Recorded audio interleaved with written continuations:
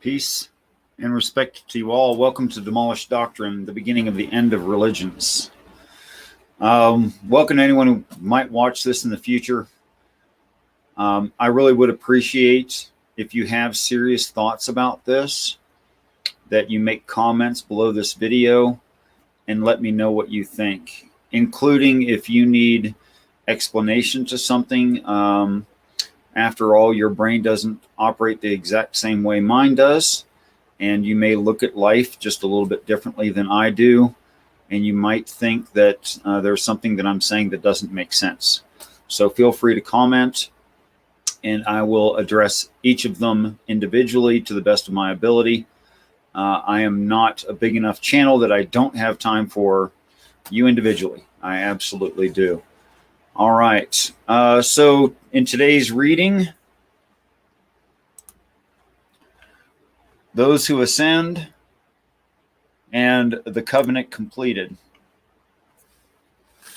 Now this adheres to an overall context of the Bible where actually almost all of it is prophetic. And I think actually there's very little of this that is historic, where they did occasionally use actual history to make an example of what is to happen in the future when physical angels intervene onto this earth and cause certain things to happen, announcing their arrival, and then of course finally their arrival, and then 3.5 more years after that for those who are truly stiff-necked people, so that they get the evidence they need, which is not unreasonable to ask for, but that they get the evidence they need to become persuaded to the new paradigm.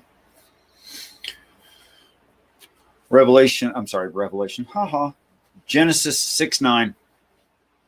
These generations of Noah, the giver of rest. The giver of rest is a just man, perfect in his generations. And Noah, the giver of rest, strived forward within Jehovah. That is, Jehovah as a set of ideals, the giver of rest being the one causing ascension, the giver of rest moving forward within Jehovah. And Noah, the giver of rest, begat 3 types that will ascend. I think this is actually true. You may not believe yet in Christ. That's okay, but definitely within the story is him of the appointed name.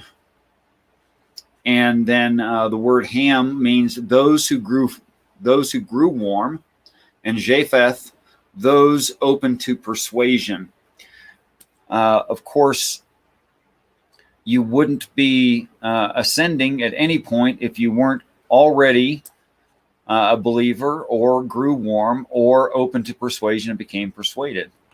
So that completely makes sense within that. And when is this to happen? At a time when the earth is corrupt before Jehovah, and the earth filled with unrighteousness. And Jehovah looked upon the earth, and behold, the angel of Jehovah, an obvious destroyer throughout that wilderness. This would be the angels who help in ascension, but are also the destroyer of the planet on the planet itself. And Jehovah said, or demanded, or commanded of, that is a set of ideals, demand that Noah, the giver of rest, do certain things. The end prophecy for the fat-fleshed is come before me. For the earth is beheld as being accomplished in its purpose, and their unrighteous imaginations are obvious, and destruction will befall the firmament, not the people necessarily. Fat-fleshed here also could be written as strong or strengthened, saying that like the fat of the flock is the best of the flock, the strongest of the flock. So yes, I think that it is necessity of strength, or specifically strength of mind, that a person be able to take in new information and change their perception of the situation at hand. I think that is completely true, of course. And should these things happen, that will be required of us. And the giver of rest had built a container to house in. And part of the idea of house, part of the definition of it, I'm going to change this right now because it's more compliant.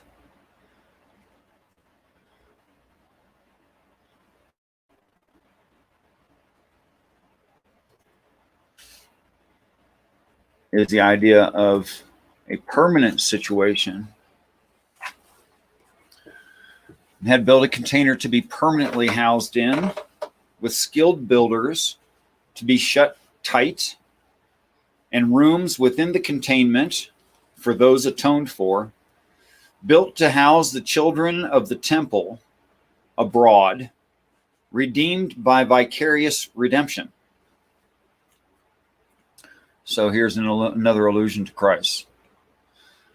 And had built the primary of the container to house in 3 levels, 300-fold of God's elect harmonious mother measures, and the part that widens or makes it greater, 50 Jubilee mother measures, and the raised stature of it, 30 called of God mother measures. And I really took my time in writing this. I'm just going to read it to you. I think all of this needs some explanation. Of course, when I'm giving these explanations, this is already done throughout the whole of the Bible. So I have a very large overview to draw from that you necessarily you might not necessarily have. Okay, you might have it, but you might not have it. Just like the brief stories of Adam and Eve and Moses or Moshe, further clarity is given later in the text of the word. And this is only a syllabus of heaven and the drawing out of mankind from the garden, and will be ultimately highly defined throughout the work, and especially in the book of Revelation of Jesus Christ, and specifically in chapter 4, the throne room of heaven, where the 3 stories or levels of heaven are described. And there are hard measurements given in chapter 21. And we can be sure of these hard measurements. They're actual measurements. We don't have to guess about what these things mean. For the smallest count of mother measures is 12,000 furlongs. And then, of course, the conversion factor for that being that that's 1/8 of a mile, or 0.125 miles. The conversion there is 1,500 miles. And since it creates a shape in the book of Revelation that is specifically a sphere, we can say that the 1,500 miles is the diameter of the sphere.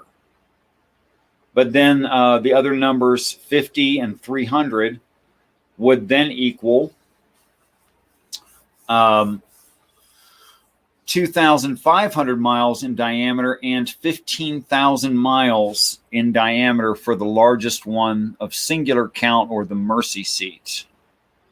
So to put that in understandable numbers for my mind, what works well for me is to say the smallest one, count 24, the lowest level of heaven. Each one of them would stretch across the United States about halfway. And then 2,500 miles would be almost all the way across the United States. And then the mercy seat, on those would be 4 count, the seraphim or 6-winged things with the faces. And then the mercy seat, 15,000 miles across. If my memory is serving me well, the earth is something about 8,700 miles in diameter. So that's like almost 2 earth sizes, if you can imagine that. I can't imagine how big the earth is actually, but I guess it's a relative measurement that could make sense to some people. It doesn't really work well for me, though. Peace and respect to Jamie Russell and Peace Pie. I don't know how to say that symbol in between peace and pie. If you wanted to tell me that, I would start saying it that way, or just you could shorten your name to whatever you want me to call you.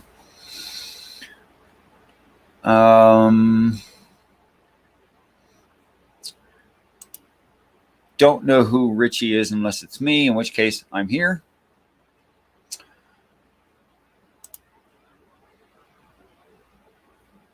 John David Cameron. Interesting. Didn't know there was such a human. Okay.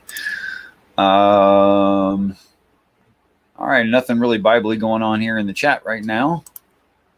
So we'll go on to Genesis 6:16, starting to describe the housing, the container to be permanently housed in.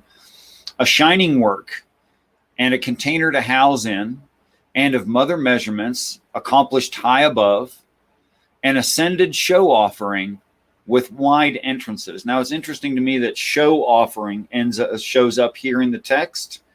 I think this is not contained in the King James, but it is in the LXX. That it's called a show offering.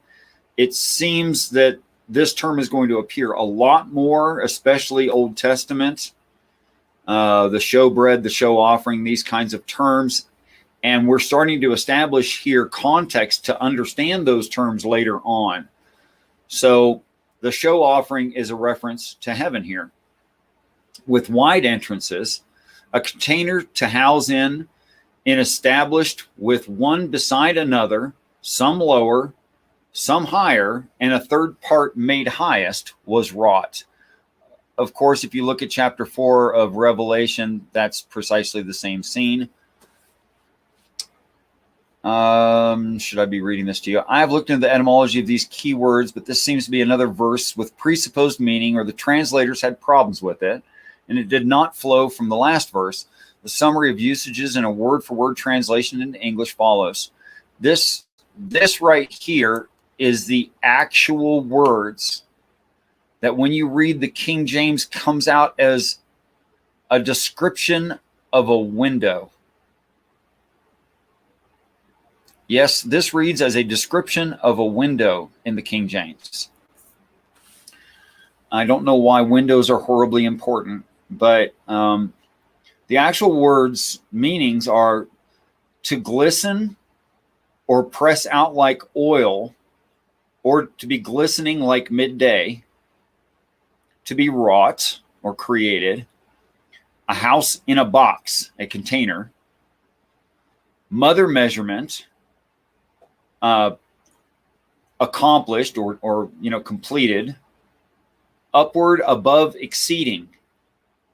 This is showing the point of view of the authorship is looking down onto us from above, not that the bottom of the window and the top of the window is above the bottom. There's really no need to ever say something like that if you're talking about constructing an opening. An ascended show offering, a wide entrance, house in box, appoint or establish, side by side, lowly emplaced nether parts. So their lowly emplaced nether parts refers to, again, that same point of view from above looking down. Second, another multiple of, or another addition of, another part of, and a third part was wrought. How they made that into a window is actually kind of beyond me. Behold, mine angels I brought to be a flowing deluge, washing over the firmament as destroyers, strong messengers telling understanding, to quicken the lowly under heaven, ready to perish. So I think it's plain to see that these angels, destroyers, strong messengers, is whom we call angels and archangels. And then the lowly under heaven, ready to perish, is obviously, again, us.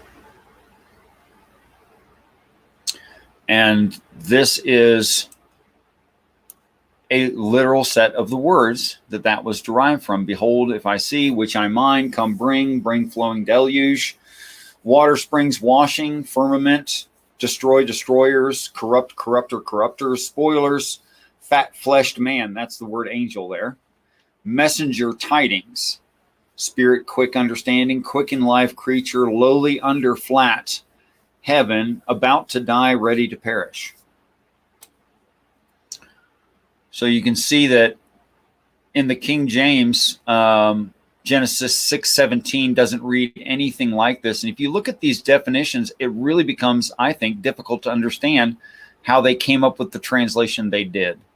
So I thought I'd put some of these word-for-word definitions in here from the most original text that we have, just to show you that this 6:17 I have printed here is, of course, much more coherent and adherent to these sets of definitions, like literally more conforming.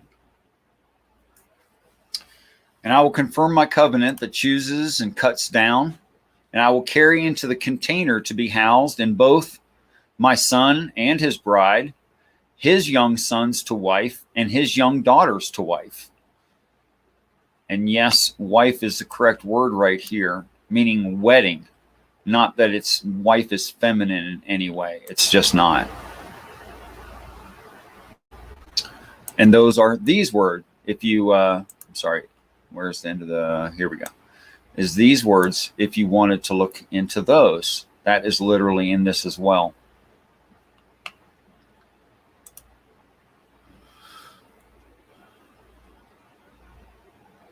Oh, that's very good. Very good. Yes, Christians present the idea of firmament as being the atmosphere.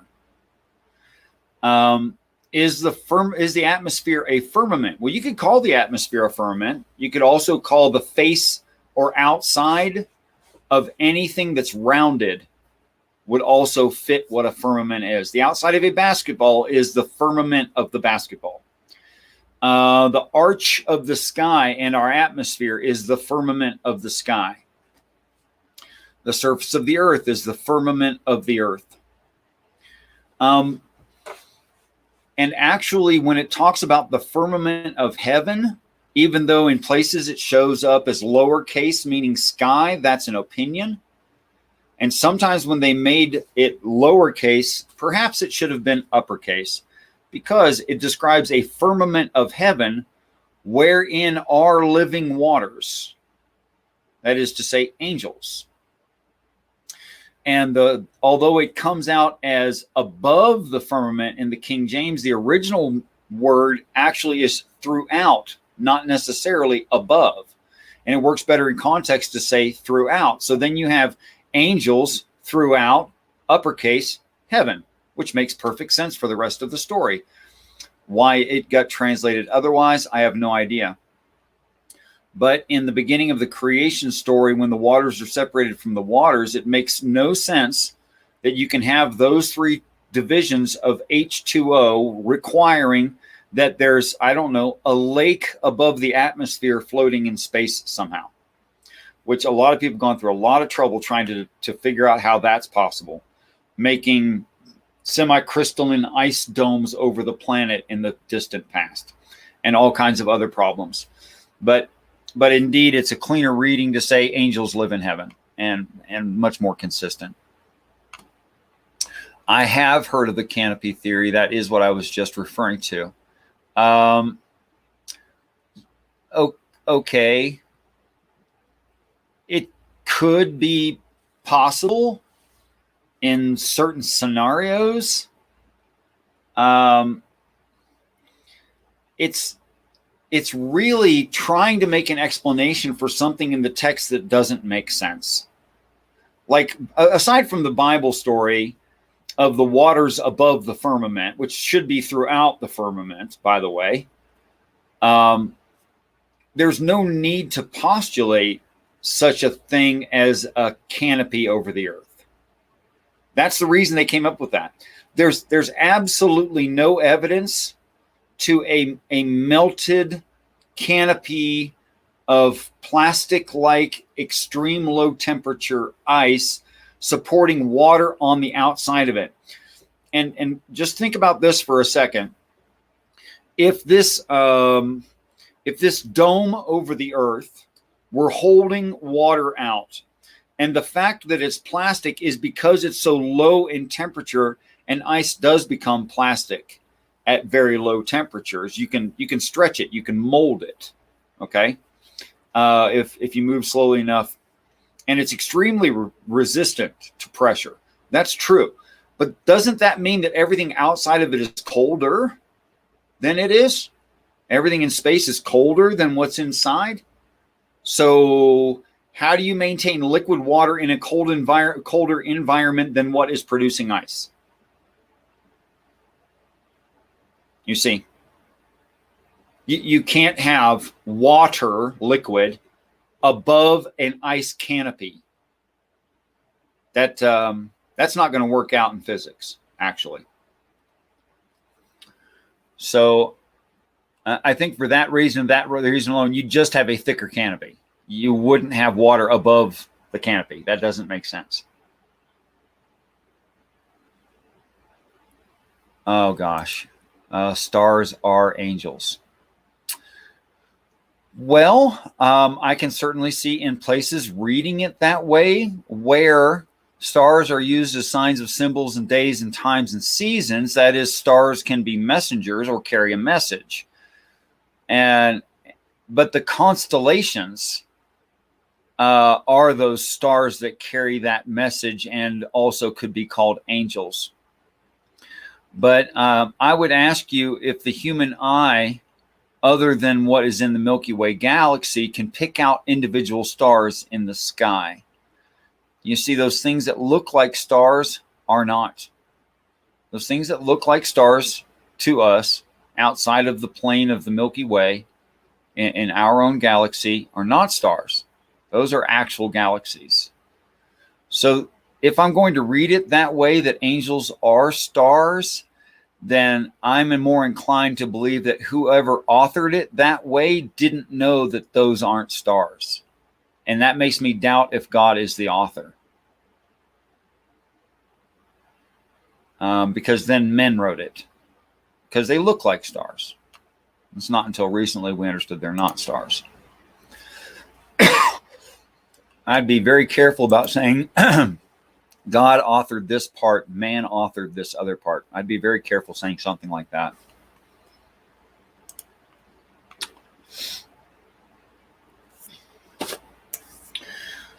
Uh, 6:19. I will establish the chosen to be confederate and bring them into the ark, which an ark of gopher wood literally means a container to be permanently housed in.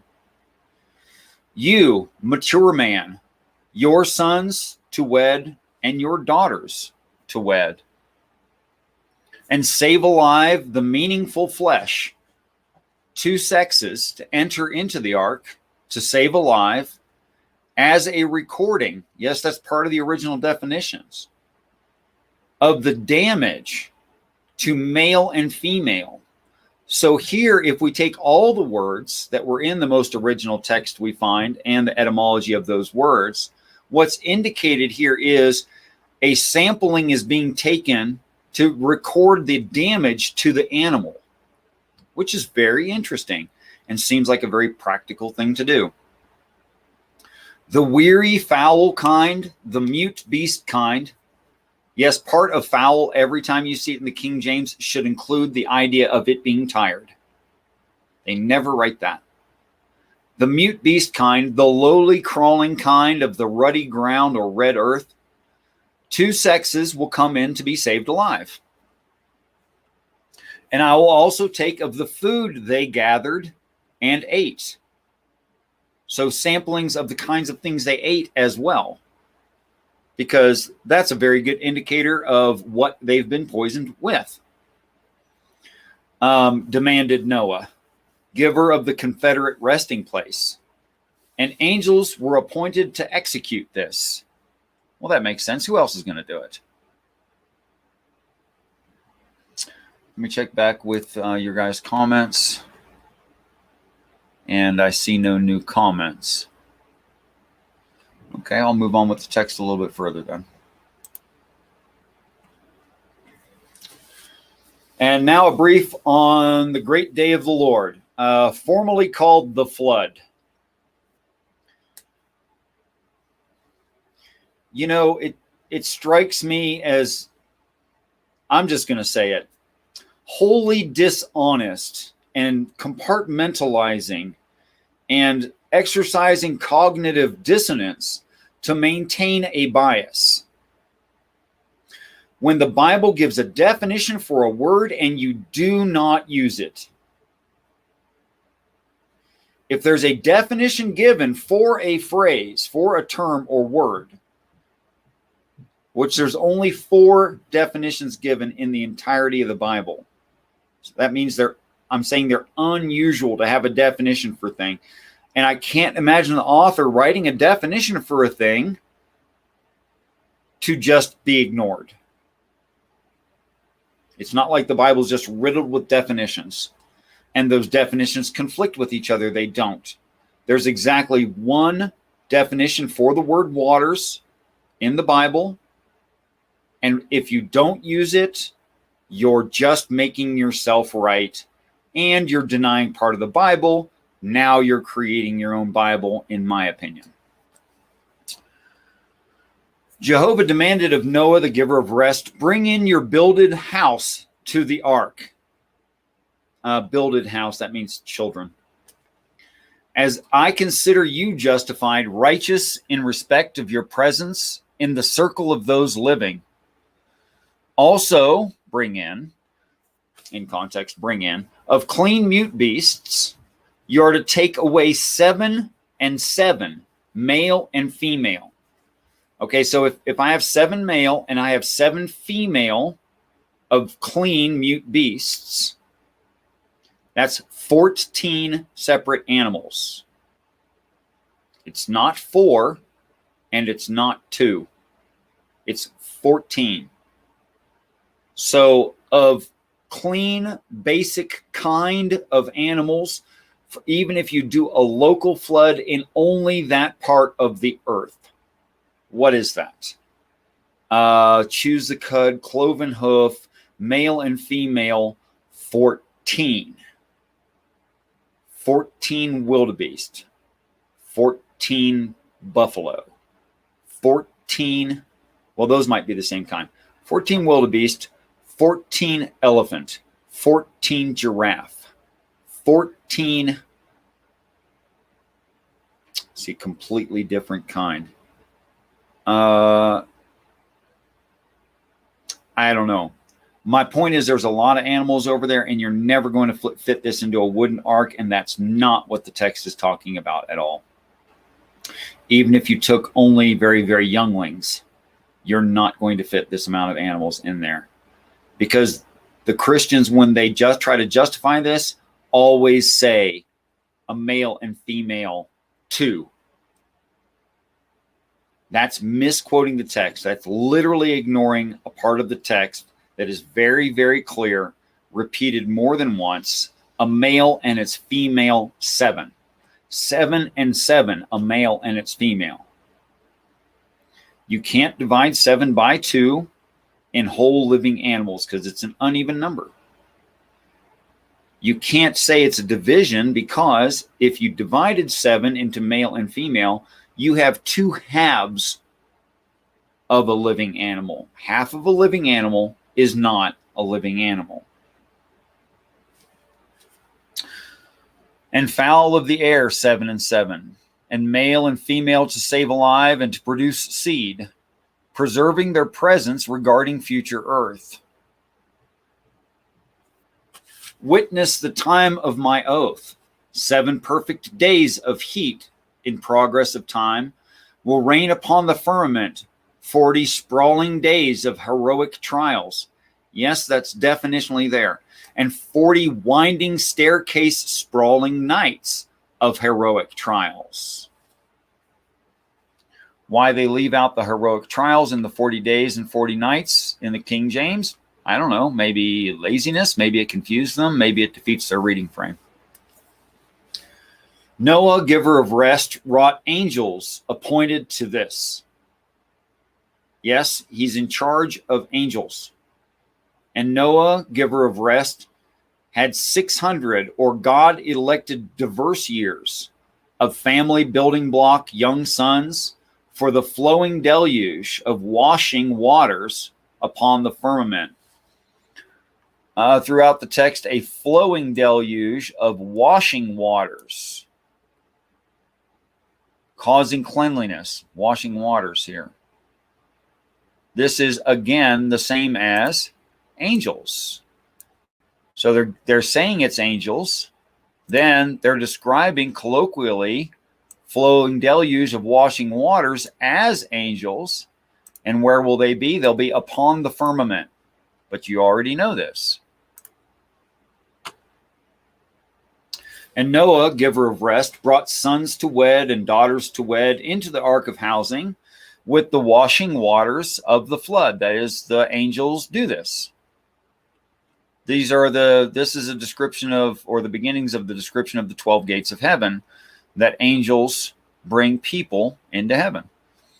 Clean beasts and of beasts that are not clean, and fowls and everything that creeps upon the earth, there went into to Noah, giver of rest, into the ark of housing in remembrance of the male child and his appointed bride, as angels were commanded of Noah. Now, who would this male child and appointed bride be? If you're a Christian, you should recognize this right off. I'm not even going to say. I have sworn 7 perfect times of heat that the waters of the flood will be upon the earth. You should recognize the word 7 and times. In the 600th unperfected but God-elected year of Noah's quickened life. Yes, in the King James where it says life, it should say quickened life. And if you know the word quickened or vivified, it means perfected. That is to say, elevated into heaven. So they left out the part of the text that says Noah is already in heaven and had been for some time when Noah does this. And they know that you can't be quickened on earth, which is probably why they left it out. Because they couldn't justify Noah not being on earth because they think it's a history lesson. In the 2nd month of unity, in the 17th day of overcoming the enemy, that's what the number 17 means, the day the eye-shaped fountains, which increased the multitude from the deep places that cause noise by crying specifically, were done being breached. This whole thing right here, eye-shaped to breached. I'm going to talk a little bit about that because I think people are confused about what these words and terms mean and why they have to go into such huge apologetics, making up crustal theory to justify how water comes out of the planet. Although, yes, there are aqueducts, there is water in the crust of the planet. The eye-shaped fountains, which increase the multitude from deep places, and that increase causes noise. And that ends. It doesn't go on forever.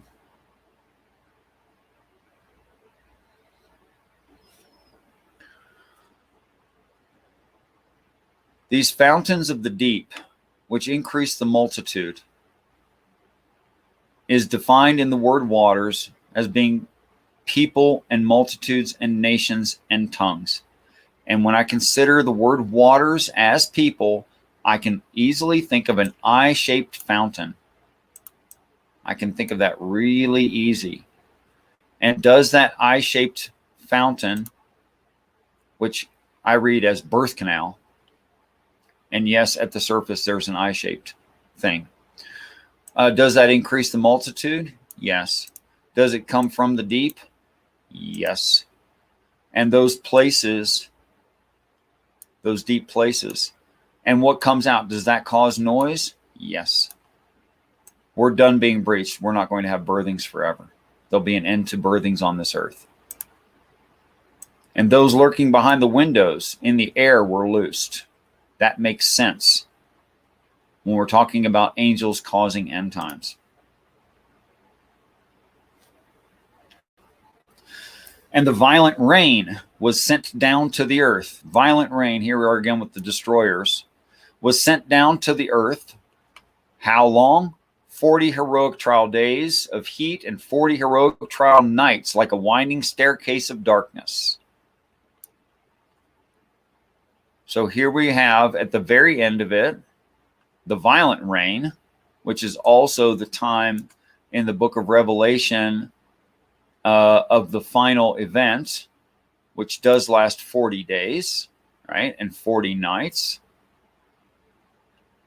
And you may recognize that as the final testimony of the Christ, being 40 days and 40 nights, which would make sense why there's this idea of a heroic trial within these definitions. Checking back with, welcome also, Big Zebra. Thank you so much for the upvote. I'm not so worried about, actually, Steve, I'm not so worried about upvotes and downvotes as I am about people understanding this. Now, let's say, just for argument's sake, that I'm absolutely insane and nothing I'm saying is going to benefit anyone at all ever. Well, then I'm a weirdo telling a weird story that can't hurt you. Let's say that this is actually true, and it's this book is talking about a physical heaven and physical angels doing physical things, and people don't just poof out of existence into some other plane of existence to be with God in heaven, but heaven literally shows up, which is what the Bible story demands. And let's say they resist it because they were expecting to poof out of existence and into some other plane of the universe or something like that, some alternate universe. According to story, God won't defeat a person's free choice. Not free will, but free choice. It comes naturally. Great pun, Jamie. Yes, it does come naturally.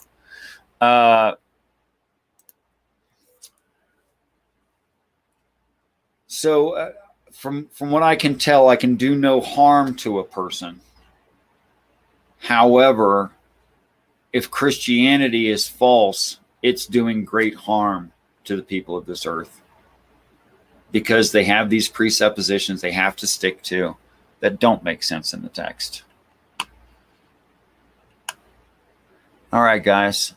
I'm trying to keep these fairly short, so I think I'm going to start up here. I think I'll just go ahead and stop here at 7:12. Any comments you want to make? Things you think don't make sense, but I'm being goofy even from within the definitions and etymology of these words. For the record, zebras are odd-toed ungulates. That is, I would think that means three-toed.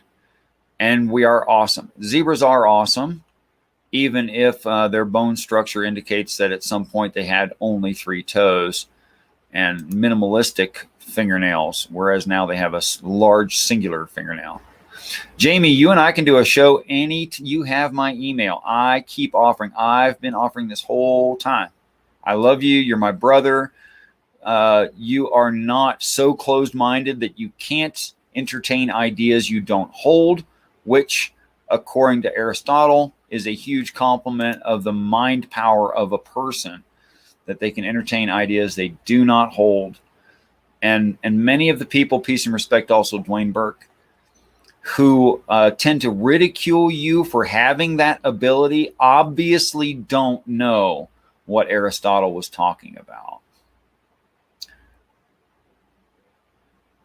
Love to, Jamie. I'll set up, pick a day. Just pick a day and an hour, Jamie, and we'll go ahead and do that. Jesus is Lord. The alien spaceships will return. See, you think you're making fun of me, and I'm actually using this to help you, which I think is hilarious. When does the alien spaceship return? The alien spaceships, plural, 29 count. This is pretty much what they're going to look like, just so you know. That's pretty much going to look like that. That's the moon. It's approximately to scale. That these objects are bigger than the moon by a lot. You can tell they're on the other side of it still, and yet bigger than most of them. The alien spaceships return after the 7 announcing miracles. You should know this. What are the 7 announcing miracles? Well, Jesus is Lord. Perhaps you'd put a little note in the side chat. Tell us what the 7 announcing miracles are. Since you're such a biblical scholar, I'm sure you can just rattle them off. Come on. Hit it, buddy. Waiting on you.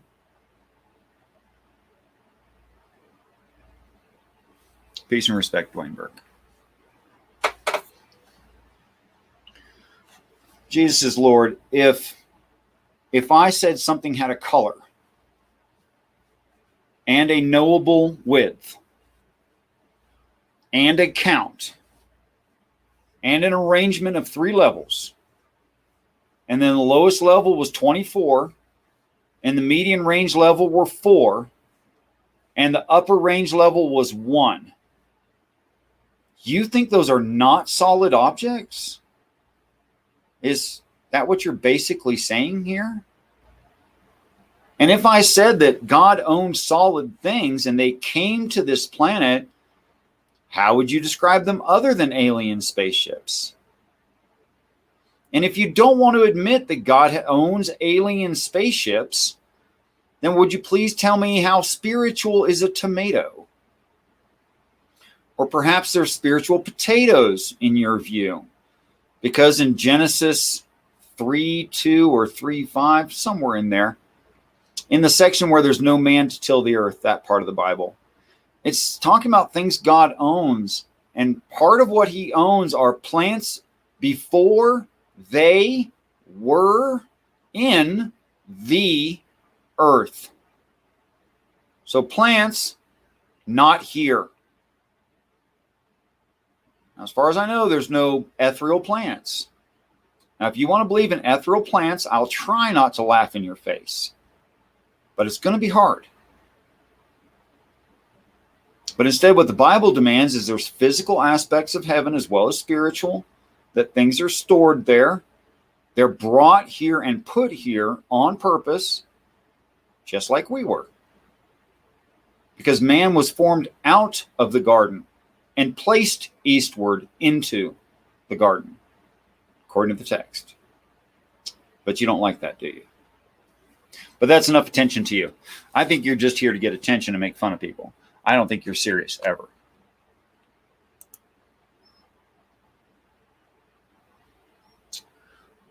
No, I'll put that up there for you. Yes, I get it. You think this is funny. I get it. Crying, laughing, funny. I get it. That's fine. You're not going to always think that. You can think it for now. That's fine. But I hope your indoctrination in your religion, which has almost nothing to do with the Bible, isn't so deep in your psyche that you can't change your mind when you see evidence to the contrary of your position. I mean, truly, that's what I pray for you. And I'm not joking. I really pray that for you. That your acceptance of reality, when it becomes obvious, is not impossible because of your religiosity. Else, well, you'll get more proof in the second half of end times, I guess, if you just can't accept the new truth. And that's not going to be easy for you. The second half of end times is going to be difficult for anybody who stays. And that's what I hope to defeat. I hope to defeat that you stay for end times, all of you guys. Yeah, I sound like I'm telling you a crazy story. Yeah, laugh all you want. I don't care. Okay? You're really not hurting my feelings. Laugh. Have a good laugh. Have a great laugh. I think laughter is very good for the person. People need to laugh. In fact, we don't laugh near enough. So laugh it up. That's great. I'm happy for you that you can laugh. Just don't be so locked in your mindset that it has to be a joke that you can't accept the truth when you see it. That I would pray for you. All right, guys. Last of comments, questions. things, I would devote a private talk or a public talk to any of you guys anytime, or anyone who ever watches this in the future. You can email me. My singular only real email address is my full and proper name with no capital letters and no spaces between them. It's a Gmail account. It's Richard, spelled classically, Curtis, spelled classically, Madsen. That part I got to spell for you. M-A-D-S-E-N.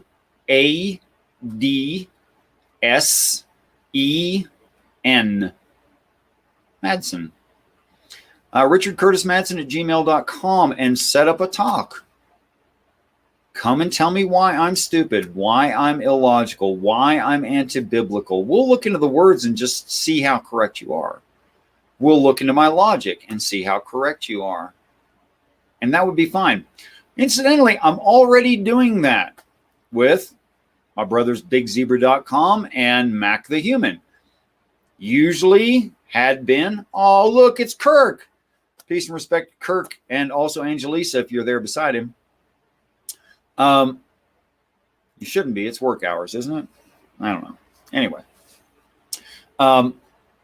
If you guys want to have a talk, any of you who watch this in the future, just email me at richardcurtismadsen@gmail.com.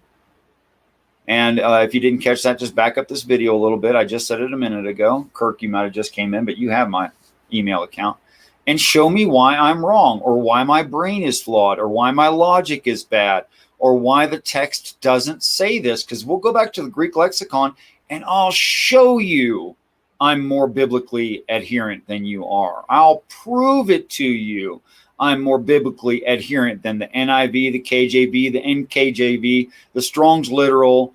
Is it Strong's Literal? Anyway, the Young's Literal. Any of those. What I'm reading to you on this is more biblically coherent, internally consistent, correspondent to reality, and following the classical laws of logic, not contradictory to reality as we know it, to logic, physics, etc. Kirk, thank you also for dropping by. Jesus is Lord, thanks for dropping by. I wish you'd be more serious. Dwayne Burke, Big Zebra, Jamie Russell, and who else? Anybody else? It was Peace Pie. That's who it was. Peace Pie. Peace Pie has some interesting views. We should do a show sometime. Until next time, guys, Kirk, email me. We are way out of touch. We used to talk all the time. Whatever happened to that? Until next time, guys, peace and respect to you all and anyone who might watch this in the future. And to all of you, at a success rate of 264,031.4 to 1 failure, I really expect we're going to be great friends in heaven. I really do. And I look forward to that.